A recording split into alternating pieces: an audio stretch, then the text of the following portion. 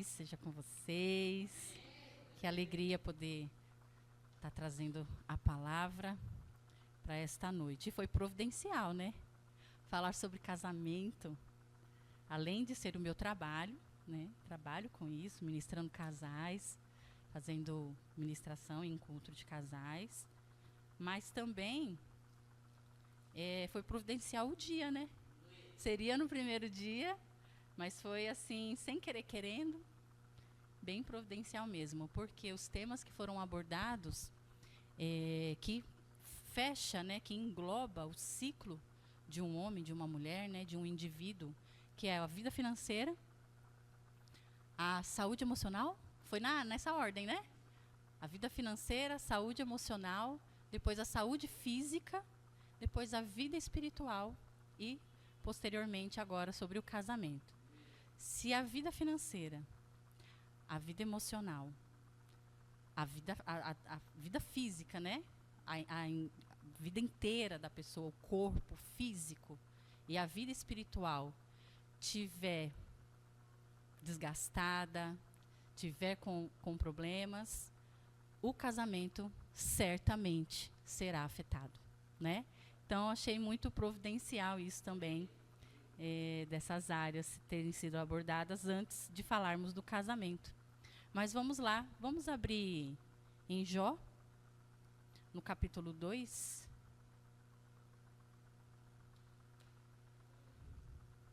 Amém?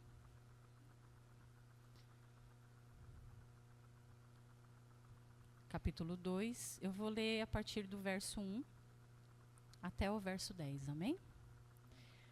Certo dia os anjos vieram outra vez à presença do Senhor, e Satanás, o acusador, veio com eles.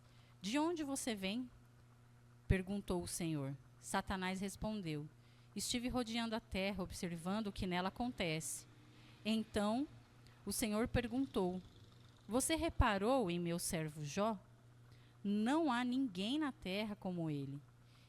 É homem íntegro e correto, teme a Deus e se mantém afastado do mal. E não perdeu a sua integridade, apesar de você me ter instigado a prejudicá-lo sem motivo. Satanás respondeu: pele por pele. Um homem dará tudo o que tem para salvar a própria vida. Estende a tua mão e tira a saúde dele. Certamente ele te amaldiçoará na tua face.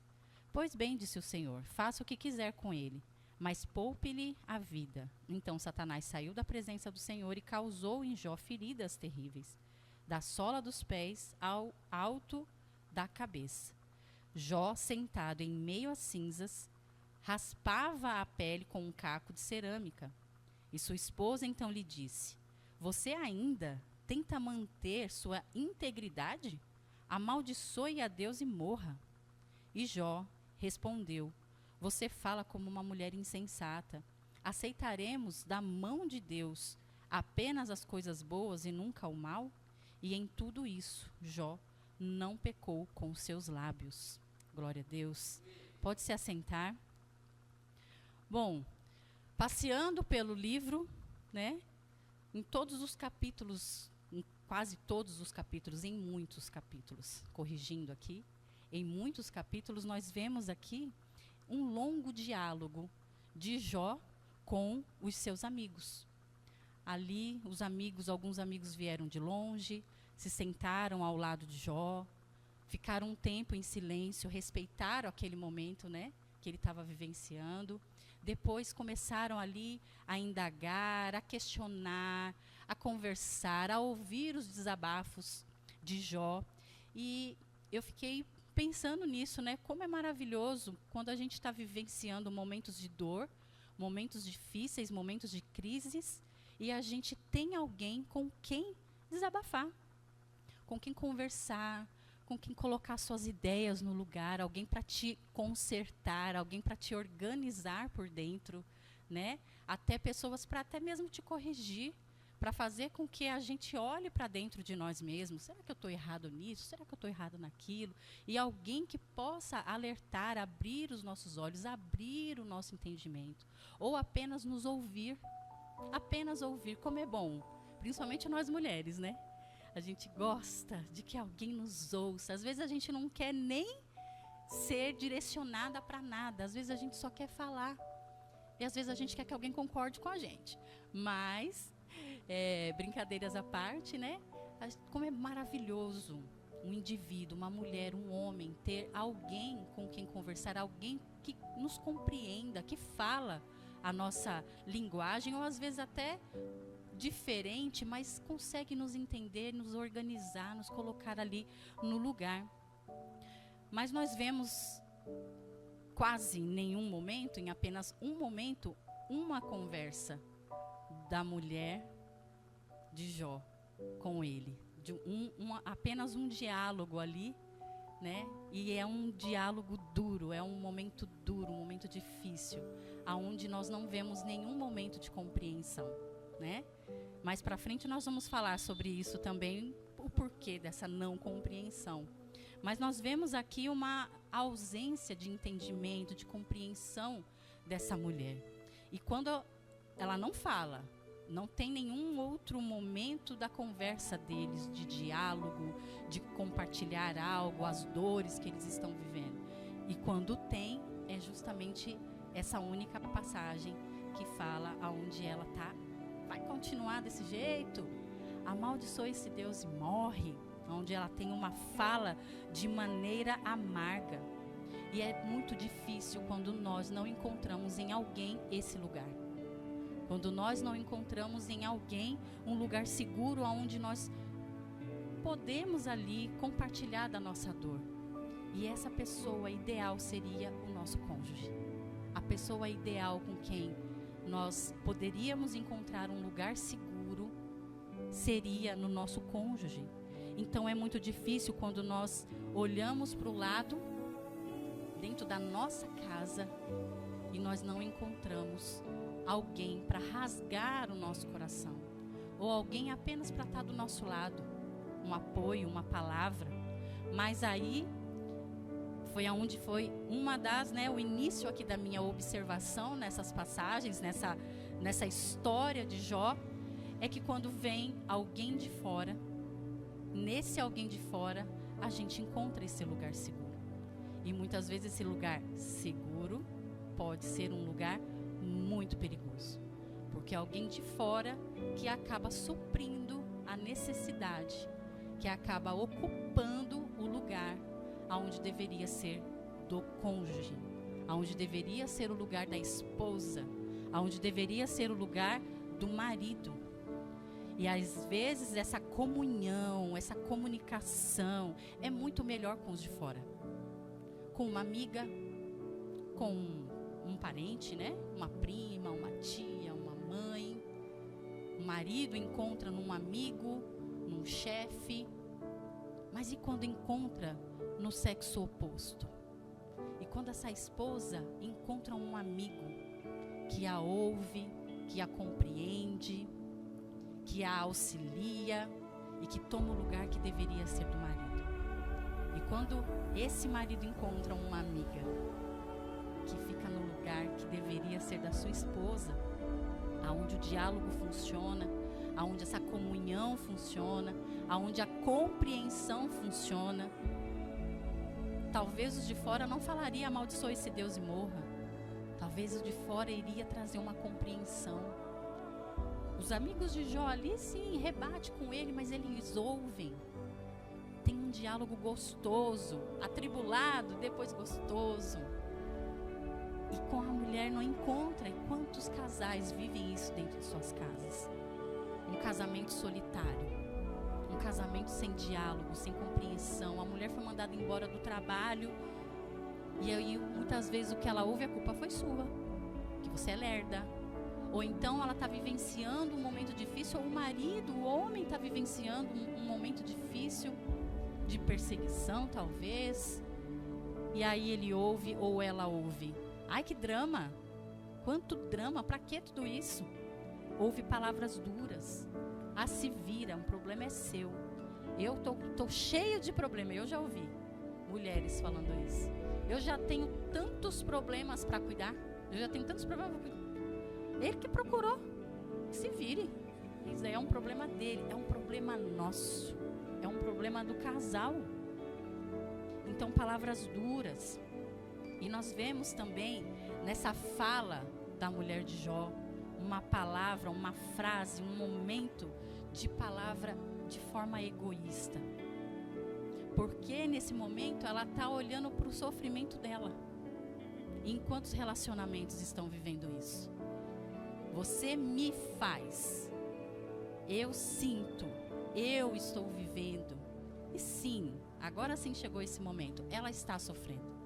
Verdadeiramente, ela está vivenciando o momento que eu posso dizer, me corrijam se eu estiver errada, a pior dor que uma mulher pode estar sofrendo. Talvez sofra até mais, não menosprezando os pais, a paternidade, mas uma mãe perder um filho, eu sei que o pai sofre, mas a mãe gerou e ela perdeu seus 10 filhos, eu sei que ela está sofrendo. Nós vemos isso, muitas vezes vemos, ouvimos ministrações como se ela fosse uma mulher má. Ai, que mulher má, mas ela está sofrendo.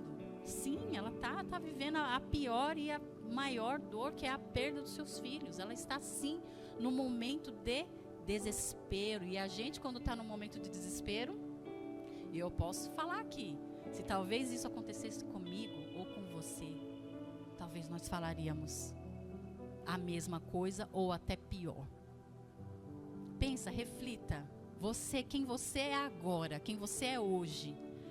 Se perdesse agora o seu filho, seus filhos, perdesse a sua casa, se visse sozinha nesse mundo, seu marido doente, talvez nós faríamos até pior, Então sim, mas a reflexão que eu trago nesta noite é justamente sobre isso também, aonde nós devemos estarmos atentos e atentas a isso, a esses acontecimentos, porque é nessa hora que nós somos pegos. E nós não podemos ser pegos de surpresa. Nós precisamos estar nos preparando para os dias ruins, para os dias maus. E a gente não pensa. Às vezes a gente fala, mas a gente não pensa, a gente não prepara aqui no coração. Um dia eu estava até conversando com uma amiga, a gente estava falando, a gente não fala de morte, a gente não fala de doença, a gente fala do outro, mas a gente não fala assim, se acontecesse comigo? Se agora, a minha filha está lá em Portugal, e se eu ouvisse agora, olha, é a mãe da Natália? Então, entrou em óbito, assim. Mas a gente precisa pensar, precisa fazer esse tipo de reflexões, porque se acontecer eu faço o quê? Como que eu vou estar? Precisamos nos preparar para os dias maus. Então, com isso nós vamos o quê? Estarmos preparados com o que vamos falar e pensar quando o dia mau chegar. Então nós temos que tomar cuidado com o que nós pensamos e falamos para o nosso cônjuge quando estivermos vivendo um momento ruim. Quando estivermos vivendo um momento de crise. Desempregou, faltou dinheiro, está faltando alimento, ficou doente, aconteceu um momento ruim. Nós precisamos tomar cuidado com o que a gente fala, as palavras. Porque aqui nós vemos, os dois perderam. Os dois estão vivendo momentos difíceis. Ela poderia ter trazido uma palavra diferenciada. Meu bem, eu sei. Eu também estou. Eu sei como que está. Nós estamos sofrendo. Nós perdemos. E ele ainda mais, porque ele carrega no corpo. Então nós perdemos, porque nós, o casal, somos uma só carne. E se nós olhássemos para isso seriamente, de forma séria, que eu sou uma com ele, que nós somos uma só carne, o que ele sofre, eu sofro. Se ele perder, eu perco. Se ele ganhar, eu ganho. Porque a gente só quer ganhar. O marido foi promovido, yes, vai poder pagar uma empregada, vai poder pagar uma babá, uau, que legal. O marido foi mandado embora do emprego, seu inútil. Com certeza fez coisa errada. Eu avisei, eu sabia, né? Quando um perde, dois perdem. Quando um sofre, dois sofrem. Eu assisti um filme chamado, até anotei o nome aqui, Um Ninho para Dois. Assista, já assistiu esse filme? Bem, eu não lembro muito assim completamente do filme, porque vai fazer uns 5 anos que eu assisti, mais ou menos. Mas o teor do filme tem um momento de confusão deles ali, porque é como se, eu acho que é a mulher, se não me engano, ela pensa assim que ele não está sofrendo como ela está sofrendo. E ali começa um conflito, não é isso? Mais ou menos isso, né? Porque ela está sofrendo e o marido está sofrendo do jeito dele.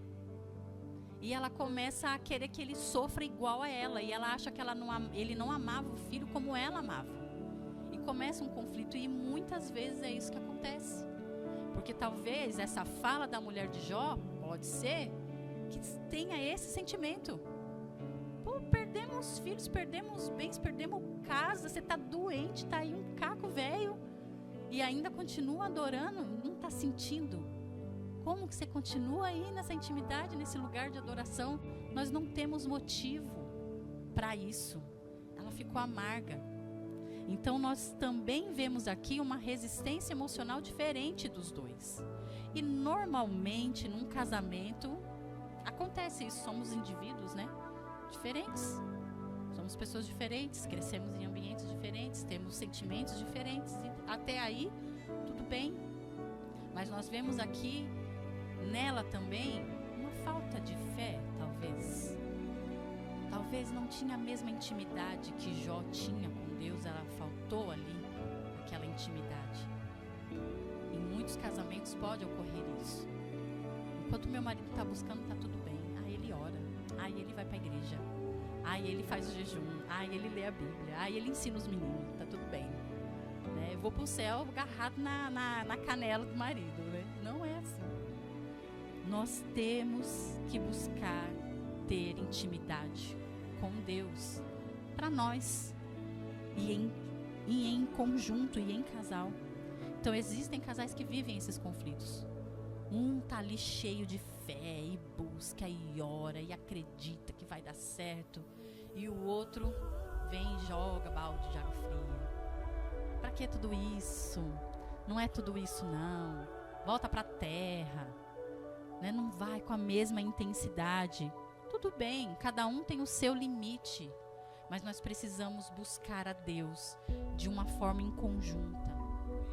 Nós precisamos estar juntos na forma como busca a Deus. E nós até, né, o pastor ministrou aqui no encontro de casais, a gente sempre fala, orar juntos, falar sobre Deus juntos, falar sobre a palavra juntos, porque com essa forma de buscar, de adorar, de orar, de ter essa intimidade no seu particular e em conjunto, quando vier o dia mau, certamente suportarão os dois juntos esses momentos ruins. Porque senão acontece isso, uma balança desigual. Um tá lá acreditando que vai dar certo, nós vamos sair dessa crise, e o outro tá assim, meu Deus, pra que isso? Nós não vamos estar vendo que tá dando tudo errado e joga um balde de água fria. Então nós precisamos buscar ter intimidade, buscar a fé e acreditar de maneira juntos, para suportar os tempos ruins, mas não só os tempos ruins, para também planejar coisas juntos, para poder conhecer o coração. Eu lembro quando a gente subia muito no monte juntos, né? Num momento de crise. Nós vivenciamos uma crise muito grande. E a nossa crise foi resolvida no monte. É muito legal isso, essas histórias, né? O nosso casamento foi restaurado no monte, subíamos no monte separados. Estava separados. A gente já estava há 1 ano separado. E aí ele me convidou para fazer um propósito no monte. E aí eu, vai, vamos lá. Não acreditava mais que esse casamento teria. Com 2 filhos, acreditava que não. Ele veio aqui para a igreja, ele vai casar com um, eu vou casar com outro. Mas aí aceitei o convite. Começamos, e lá no monte nós voltamos, descemos do monte já planejando o nosso casamento. Como que vai ser? Vamos voltar, nós vamos casar, vamos voltar a namorar. E quando vivemos, anos depois, vivemos uma crise muito dura, foi no monte. A gente estava lá, subindo no monte, vamos orar. E lá, olha só que interessante isso. Nós orávamos, ele orava, eu orava, e através da oração dele, eu ia conhecendo o coração dele. Porque ele ia liberando palavras de arrependimento, disso, daquilo, e a gente vai conhecendo também o que está dentro. Então é muito importante o casal estar juntos nesses momentos, não só de crises, mas em todo o tempo. Porque assim nós também saberemos até quais são os sonhos que passa, que sonho que ele tem, que projeto que ele tem, o que ele está pedindo para Deus, o que ela tem orado, o que ela pede para Deus. Vocês sabem qual é o sonho do teu cônjuge? Conversam sobre isso, oram sobre isso. Qual é o sonho do meu marido? Qual é o sonho da minha esposa? Nós oramos sobre isso, né? Então o casal, ele deve estar compromissado, juntos, para qualquer acontecimento na vida. E nós vemos aqui também, nessa fala dessa mulher, que nós vamos ficar aqui praticamente presos nessa fala, uma forma de descarte, sabe? É como se ela dissesse aqui, lá no versículo 9, você ainda tenta manter a sua integridade, amaldiçoe-se Deus e morra. É como se ela estivesse dizendo aqui, eu prefiro você morto. Para mim, desse jeito que você tá, não serve. Eu prefiro você morto do que vivo, porque desse jeito aí, tá quase morto. É como se Jó não prestasse mais para ela, não fosse mais útil. Nós devemos tomar cuidado em não sermos pessoas utilitaristas. Enquanto me serve, tá legal. Não me serve, começo a descartar. Então Jó aqui nesse momento ele não tem mais utilidade. Então ele deve ser descartado. Perdeu tudo. Tá aí, ó, descarta. Quantos casamentos acabados com isso, né? Quando o outro adoeceu, quando a mulher engordou, o marido engordou, perdeu o cabelo. Não é o seu caso. Acredite se quiser, eu atendi um casal, isso é muito interessante. Uma das milhares de queixas, eles chegaram com várias queixas, né? Ela mais. E ela chegou pra mim assim, eu vou fazer junto com ele, mas é ele que precisa. Mas eu vou fazer junto com ele para ele não desanimar. E fizeram o processo todo terapêutico ali comigo, foram 2 meses, 3 meses acompanhando eles. E aí, uma das queixas ela tinha perdido a admiração porque ele estava calvo. E ela queria que ele fizesse um implante de cabelo. E ele não queria fazer porque ele sabia que o processo do implante era muito doloroso. Eles moram em outro país, são da Irlanda. São da Irlanda. E aí, um país vizinho, que eu não me lembro agora qual que é, fazia esse procedimento por um valor bacana ali do euro, né? E aí, para fazer, beleza, mas ele não queria sofrer a dor, porque é bem doloroso. Mas a gente foi tratando de outros assuntos, e um dia eu perguntei para ele assim, qual é o seu objetivo no seu casamento? E ele falou assim, fazer a minha mulher feliz. Aí eu falei para ele, vai ser muito para você botar cabelo? Então, aí ele vai ser um sacrifício, mas por eu amá-la, por eu amar essa mulher, eu vou fazer. Então, os dois entraram num consenso bacana, mas olha só a mentalidade dessa mulher. Por perder o cabelo, pra mim, não dá. Não dá. A careca, ela falava assim, eu não conheci ele assim. Claro, conheceu ele há 15 anos atrás. Claro que ele iria perder o cabelo. Então, quantas pessoas estão dispostas a suportar, né, a aparência que vai mudar, o peso que vai aumentar, o cabelo que vai cair, as rugas que vai nascer. Quantos homens trocam as suas mulheres quando elas começam a ficar velhas igual a ele? Tá igual à mesma idade. Mas não, ficou velha. Ficou chata. Ficou chata por quê? Por que essa mulher tá chata? O que eu tô fazendo que ela tá ficando chata? Não para pensar. Não, é mais fácil trocar. Ficou doente. Eu quero ler aqui com vocês no capítulo 19, rapidinho.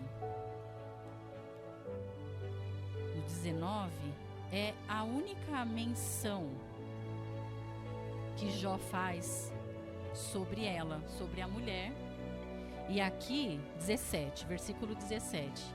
E aqui nós podemos ver mais ou menos o nível e como ele se sentia nessa relação após a tempestade, após os acontecimentos. E ele menciona isso aqui num discurso que ele está falando com Bildade, é uma resposta que ele está dando a Bildade. E aí ele menciona isso no versículo 17, o meu hálito enoja a minha esposa. Essa versão aqui é uma versão transformadora. Fala assim, meu hálito enoja a minha esposa, eu sou rejeitado pela própria família. Então nós podemos entender como que era mais ou menos esse tratamento da esposa dele durante esse período difícil. Ele se sentia rejeitado. Quantas esposas se sentem rejeitadas pelo seu marido porque o seu corpo mudou? Quantos maridos se sentem rejeitados porque algo aconteceu com ele também? Porque mudou alguma coisa? Então, eu faço essa pergunta. Até comentei com um pastor, com meu esposo em casa, que era mais ou menos o foco que eu queria trazer para essa reflexão. Será que nós estamos preparadas para enfrentar, para suportar e para ficar em amor num casamento quando um perdeu alguma coisa? Perdeu a saúde, perdeu o cabelo, ganhou peso, ficou doente. Será que nós estamos preparados para suportar o nosso cônjuge em condições assim?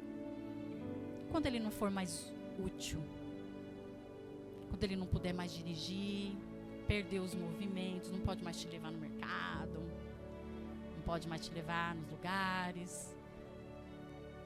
Quando ele não for mais útil, e quando essa mulher não for mais útil? Quando ele perder os movimentos, ou ela perder os movimentos, tiver que usar fralda, tá preparado para trocar a minha fralda, amor, se eu ficar doente? A gente tem que pensar nessas coisas. Eu falo para ele, se ele ficar doente, eu troco sua fralda, limpo, compro um monte de lencinho umedecido. Eu falo para ele isso, eu penso nessas coisas. Eu fico o tempo inteiro, às vezes pensando, o tempo inteiro não, de vez em quando. Eu penso nessas coisas, porque pode acontecer, nós não estamos imunes a essas coisas. Nós estamos aqui, vivo, outra hora a gente pode estar aí, sofrer um acidente e ficar acamado. Ter um AVC. Se esse cônjuge fica cheio de feridas, fedendo. Jó estava podre. A mulher enoja, o hálito dele dá nojo nela. Ela sente nojo. Para ele estar falando isso é porque ele ouviu. Concorda? Ou ele ouviu, ou ele sentiu, ou ela mesma falou, ou algum comentário rondou. Aconteceu. Ele se sentiu. Ele sentiu, ele ouviu. Então, nojo. Não encosta em mim. Eu sigo um casal que a mulher ela tem câncer pelo corpo todo. No Instagram. Ela não tem lábio. Não sei se você já viu. Ela é bem famosinha no Instagram, né? Ela não tem o lábio de baixo, só os dentes assim. Ela em cima fica com esparadrapo. O corpo dela todo é canceroso. Tudo cheio de ferida. E o marido lá, ele limpa. Ele beija a boca dela. Tem filho, né? E tá lá. O olho dela, ela quase não enxerga, ela é quase cega, porque tem muitos cânceres nos olhos também. Ela é toda cancerosa. E ele tá lá. Eu acho, não sei se é só coisa de internet, a gente fica meio assim, né? Mas é uma coisa muito positiva. Eu sigo um outro casal que ele pulou no rio e quebrou o pescoço, e ficou tetraplégico, né? E ela cuida dele, limpa, troca fralda e não sei o quê. Tem um outro casal que a mulher sofreu um AVC, esse é de outro país. Sofreu um AVC, por um acaso ele é um fisioterapeuta. Glória a Deus, né? E ele ajuda, ela ficou toda torta, a mão, cara, a boca dela desceu assim, tá toda torta. E aí mostra a história deles antes, né? Mas ele tá lá, se manteve fiel. Ele pega ela toda de fraldona, assim, ele levanta ela e fica dançando com ela. Tem até um vídeo que ele faz uma cena com ela de quando eles dançaram no casamento. E aí até eu fico emocionada quando eu vejo, assim, eu fico, puxa, isso é fidelidade, né? E faz de tudo para o outro se sentir bem. Porque não adianta, por isso que eu falei essas 3 coisas: enfrentar, suportar e ficar. Não adianta ficar e não suportar. Tipo, eu tô nesse casamento, mas, não consigo. Vai limpar a cara de novo. Fica com raiva. Fez cocô de novo. Nossa, mas vazou. Por que você não falou que queria fazer xixi? Agora eu vou ter que trocar esse lençol. E fica reclamando de cuidar. O que adianta? Então, se vai enfrentar, vai suportar e vai ficar. Esse é o nosso dever para com o nosso cônjuge. Nós estamos preparados para isso? Ficar com um marido, com uma esposa que ficou doente da mente, está com depressão, crise de ansiedade, esquizofrenia. Conhecemos um casal que o marido tem esquizofrenia. Às vezes o corpo dele dá pane, mas ela tá lá, ela cuida, ela dirige para ele. São amigos, são amantes. Então nós devemos aprender isso. E é no momento de crise que nós fechamos o coração, porque muitos de nós somos egoístas. Nós não queremos sofrer. Aí faz de conta que eu não quero ver ele sofrer. Faz de conta, eu não aguento ver ele sofrer. Eu não aguento ver ela sofrer. Então é melhor eu me apartar. Eu até mostrei para o pastor uma caixinha de perguntas de uma mulher aleatória, que eu nem sigo, nada apareceu no TikTok. Eu até baixei, eu ia colocar aqui. Mas é irrelevante. Mas é importante eu só citar. Ela é uma advogada e ela estava respondendo essa pergunta de uma seguidora falando assim: meu marido está inválido e não tem sexo. Sinto falta disso. Posso me divorciar? Olha a pergunta. Porque ela sente saudade de sexo. Olha o egoísmo da pessoa. Aí eu até falei pra eles, né? Falei, nossa, e se eu não puder fazer mais? Vai ficar comigo? Vai trocar de esposa? Tá doido? Aí ele falou uma piadinha que é piadinha interna, não podemos falar. Dá um jeito, né? Então, o outro deixar o que ficou doente de uma forma leve, onde até pode fazer brincadeiras com aquilo. É uma coisa séria, mas é isso. Ficou doente, irreversível. E se é uma doença irreversível? E a tua palavra, que eu fiz questão de copiar aqui, de escrever aqui os votos matrimoniais, que muitos de nós, talvez, nem todos, mas muitos, disseram em algum momento, se casou no cartório, se casou na igreja, se casou na igreja católica, na evangélica, muitos disseram isso aqui. Eu, Juliana, aceito você, Márcio, como meu esposo, como a minha esposa. E aí a gente fala chorando diante do nosso marido. O marido chora naquele dia, os olhos ficam tudo marejado, né? Com a autoridade ali falando, a gente repete com o coração tudo emocionado. Eu prometo amar-te, respeitar-te. E a gente fala de boca cheia, na alegria e na tristeza, na saúde e na doença, na riqueza e na pobreza, por todos, até coloquei em letra maiúscula aqui, por todos os dias da minha vida. E a gente sela ali, bota aliança, beija e vai viver o casamento. E aí, na primeira crise, esqueceu do que prometeu, porque foi uma promessa. Cadê o homem, cadê a mulher? O adulto, a adulta, que fez essa promessa e não cumpriu. Porque na primeira crise olha para o seu próprio umbigo, olha para o seu próprio sentimento e se esquece do que prometeu. Então é nos dias difíceis que nós precisamos lembrar desse voto. E nós precisamos ser maduros, adultos o suficiente para decidir amar e ficar, e ponto final. Esse é o nosso dever, é o nosso compromisso, independente do que. Ah, tá velha, ah, tá isso, ah, ficou com o cabelo assim, ah, ficou doente, ah, ele não se cuida, ajuda ele a se cuidar. Ah, porque tá grosso. O que aconteceu? Você casou com ele já grosso? O que aconteceu no meio desse caminho que ele ficou grosso? O que você pode fazer para melhorar? São perguntas que eu faço em terapia de casal. O que você pode fazer para ele deixar de ser grosso? O que você pode fazer para ela deixar de ser chata? São essas perguntas que a gente tem que fazer para poder continuar. Tem que ficar. O casamento, ele é coisa para gente adulta. O casamento é coisa de gente grande, de gente amadurecida, de gente resolvida. Mas quantos homens infantilizados? Quantas mulheres infantilizadas? Quantas crianças, entre aspas, estão brincando de casamento? Crianças, literalmente. Eu casei criança. A gente vai brincar de casamento. Não foi muito bom, não. O começo não era nada bom. Tinha 14 anos. Pensa. Brincando de casamento, né? Mas Deus teve misericórdia, porque não foi fácil, não. Mas quantas crianças casando com 16, 17, 20? Não tem emocionalmente essa preparação. Não tem. Estão ainda na fase do ego. A parte cerebral ali, né? A gente tem o id, o ego, o superego. O ego ainda está assim, ó, gritando na fase da juventude. Não está preparado para levar um casamento a sério. Na primeira crise vai bombar. Vai querer vazar. E quantas crianças feridas em corpos de adultos? Casou adulto, mas ainda tem uma criança ferida dentro de si. Ainda não está bem resolvido na sua paternidade, na sua maternidade. E aí o que ele faz? Fere. Porque pessoas feridas ferem. Então, se tem gente aí que está assistindo que ainda não casou, se resolva primeiro, em nome de Jesus. Né? A gente já casou. A gente vai resolvendo caminhando. A gente vai caminhando, vai resolvendo, porque já casou. Mas se não casou ainda, se resolva. Procura um analista, um terapeuta. Vai verificar os seus traumas, para você não derramar sua raiva, suas iras, seus vazios no seu cônjuge. Não foi ele que te criou? Não foi ela que te criou? Não é sua mãe, não é seu pai.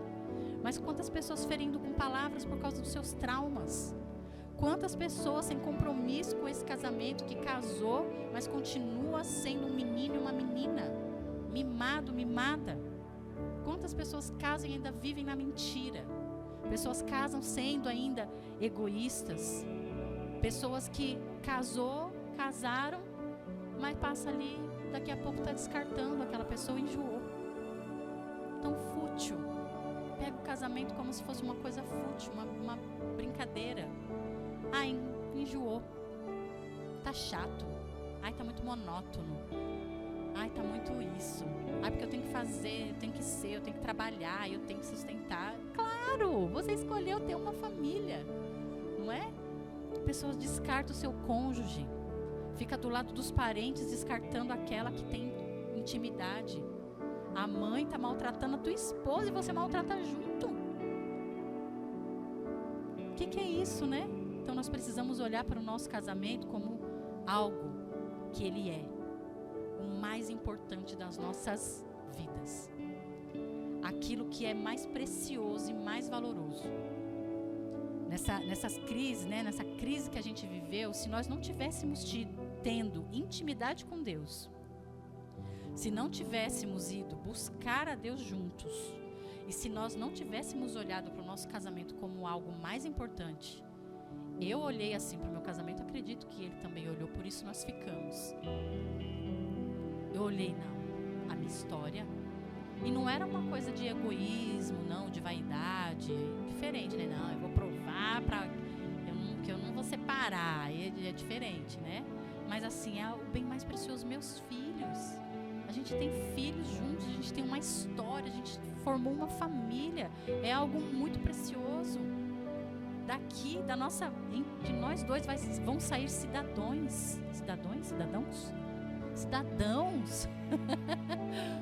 Vão sair pessoas que vão aí multiplicar aí fora. E tudo começou entre eu e ele.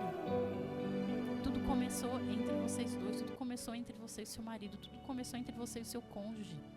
E vai acabar assim? Vai deixar isso se perder? É algo muito valioso. Então nós devemos ter um olhar amoroso, misericordioso e atento para as necessidades do outro, mas a gente fica atento para as nossas necessidades. Então nós devemos estar preparados para o que vier. Amar, cuidar e proteger. Carregue essas 3 palavras como algo, né? A gente estava falando, eu não gosto dessas palavras que coach usa, né? Chave. Mas é como se fosse, né? Palavras-chaves. Falei hoje no carro, não gosto de falar isso. Mas amar, cuidar e proteger. Mas não, a gente abandona, a gente desiste, a gente descarta, a gente humilha, a gente ofende, a gente despreza aquele que é para ser um com você. Já parou para pensar que a gente tem um melhor amigo para sempre? Você vai ter uma melhor amiga para sempre. Se os 2 pensarem assim, é algo que é para sempre. Você não vai precisar ficar buscando em outros lugares alguém. Você tem do seu lado, dorme com você. Seu melhor amigo, a sua melhor amiga. Então, não despreze o casamento, não despreze o seu cônjuge como se fosse qualquer coisa. O nosso marido, a sua esposa, não é qualquer um. Eu sempre falo isso. É o amor da sua vida. Você escolheu. Se você despreza essa pessoa, você está também se menosprezando. Porque vamos lá. Foi você que escolheu. Não presta mais. Então a sua escolha não presta? Então você está ruim da cabeça? Você escolheu ruim. Então você tem péssimas escolhas. É isso que você está dizendo para você mesma. Para você mesmo. Então não despreze aquela e aquele que você escolheu. Foi você que decidiu. O seu casamento foi uma decisão. Foi uma escolha. Então vamos fazer o nosso casamento um lugar de paz. Um lugar onde o nosso marido tem desejo de voltar para casa. Que ele não vai ouvir. Vai continuar aí? Desse jeito assim? Você não está vendo que você está perdendo, não, seu burro? Ou seu isso? Chama de idiota. Sua atrapalhada. Amaldiçoa aí e morre. Lugar de paz. E aí, aqui eu vou ler literalmente algumas menções aqui que eu vou fazer de, como pode-se dizer, conselhos. Não vou falar dica não, mas conselhos. Não permita que os de fora tenham acesso ao coração do seu cônjuge.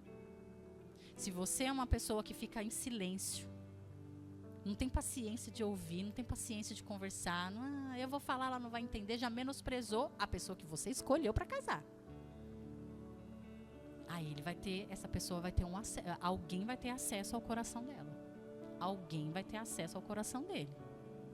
Então não permita que os de fora tenham acesso a algo mais profundo, que é o seu lugar. O coração da sua esposa, o coração do seu marido é o seu lugar. Não é o lugar do amigo, não é o lugar da mãe, não é o lugar da tia. É o seu lugar. Não permita que os de fora enxerguem no seu cônjuge qualidades que você não enxerga. Por causa do seu orgulho, por causa do seu egoísmo. Quantos casais não enxergam as qualidades? Só olha defeito. Só olha defeito. Fala assim. É porque é isso. É porque tem isso. Mas e as qualidades? Quais são as qualidades? Então olha para as qualidades, porque os de fora enxergam as qualidades. Claro, não vive com ele dentro de casa, não vive com ela dentro de casa. Mas se você enaltecer, se você apontar, se você elogiar as qualidades dele, dela, essa pessoa automaticamente vai começar a se sentir melhor. E os defeitos vão diminuindo. Eles vão desistindo de ficar ali. Não permita que o seu cônjuge perca a admiração por você. Se mantenha. Né? Faça algo para chamar a atenção do seu cônjuge. A gente faz para chamar a atenção de tanta coisa. Para chamar a atenção das pessoas de fora, mas não chama a atenção do nosso marido, da esposa. Se arrume, se embeleze, se perfume. Faça algo que chame a atenção. O que é que chama a atenção? O que é que ele gosta? O que é que ela gosta? Como que é que ele queria que eu seja, que eu fale? Que palavras que faz bem para ele? Qual é a linguagem do amor do meu cônjuge? Estude o seu marido, estude a sua esposa. Não deixa ele perder a admiração por você e nem ela perder a admiração por você. Não se abandonem. Não desistam um do outro. Ah, tem mais jeito não. Eu vou viver minha vida aqui, a gente vai continuar casado, mas assim, cada um por si. Isso é se abandonar. Se abandonaram. Já desistiram. Já entrou uma separação aí, só falta o litigioso. Mas já estão separados. Não defendem mais na frente do outro. Muito pelo contrário, ajuda a martelar. É teu marido, é o pai dos teus filhos. É a mãe dos teus filhos. Virar inimigos, não se abandonem, não desistam um do outro. Vale a pena. Eu digo isso, vale a pena ficar, lutar, ser melhor por aquela pessoa que você escolheu. E lembre-se, sempre em tempos de crise, o que é que fez você escolher esse marido? Em tempo de crise, dá uma pane ali, opa, quero me separar. Já percebeu que toda briga feia a gente passa na cabeça? Já aconteceu isso com alguém aqui? Momento difícil, tipo assim, caramba, vou mandar embora. Melhor ficar sozinho. Aí passa, né? Aí daqui a pouco dá um negócio assim, eu não vivo sem ele, eu não vivo sem ela. Para pensar nesse momento antes de falar uma besteira. O que é que fez eu escolher esse marido? Né? Traga na memória o que é que foi determinante para decidir casar com ele. O que foi determinante para casar com ela? Quando traz, isso também são perguntas que eu trago. Estou fazendo aqui uma terapia gratuita. E assim, buscando em Deus intimidade, no seu particular, né, no seu secreto, buscando a intimidade com Deus, junto com o seu cônjuge, aumentando consequentemente a fé, consequentemente os dois serão fortalecidos quando qualquer crise acontecer, qualquer, da menor a maior, os dois estarão fortalecidos juntos na tempestade e nos dias maus. E eu quero finalizar aqui com 1 Coríntios, primeira carta aos Coríntios, no versículo 13. Eu só vou ler, tá? Só para ler mesmo.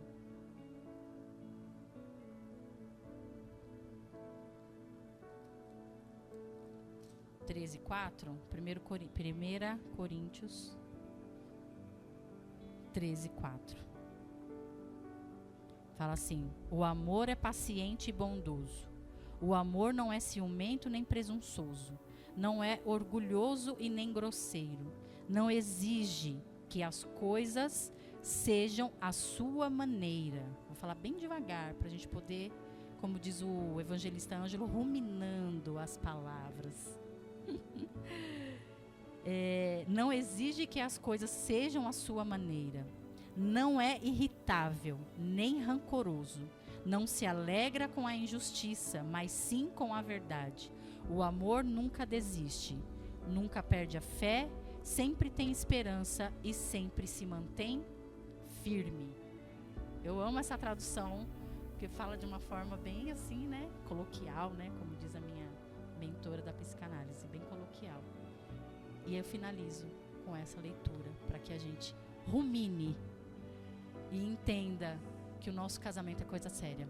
Pode vir aqui, evangelista. Amém?